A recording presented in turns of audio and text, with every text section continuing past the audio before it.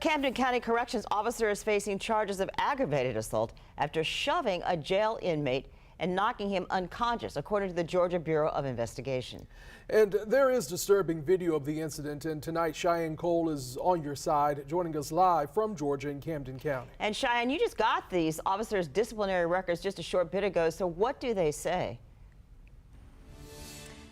That's right, Jeannie. Well, the records show that 37-year-old Sergeant Joshua Beauchamp has an extensive record of warnings from supervisors dating all the way back to 2015.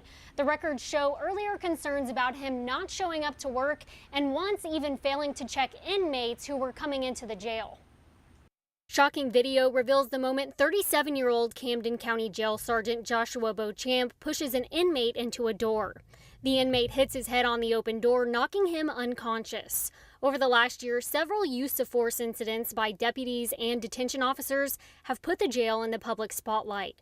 The earlier incidents include fights between jail employees and inmates, and on 2 occasions, a civil rights attorney says his clients were beaten. If there is cameras, that deters a lot of that activity because cameras capture everything, good and bad, whatever the correctional officer may do or may not do. According to a December 2019 report, a supervisor said he spoke with Beauchamp about his decline in performance, judgment calls, or lack thereof, and advised him to improve or step down as a shift supervisor.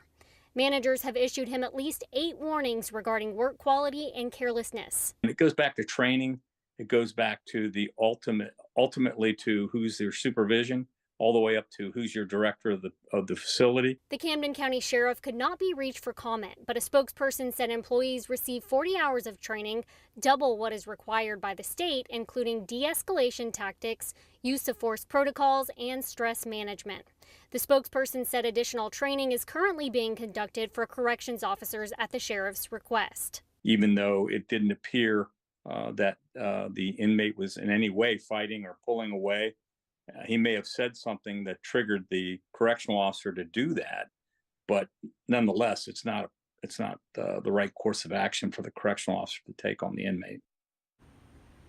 The inmate was taken to a hospital where they were treated and released, and the GBI is still investigating. Now, when they're done, it will be up to the Brunswick District Attorney's Office to decide whether they want to prosecute the case or not. Reporting live in Camden County, Cheyenne Cole, First Coast News, on your side.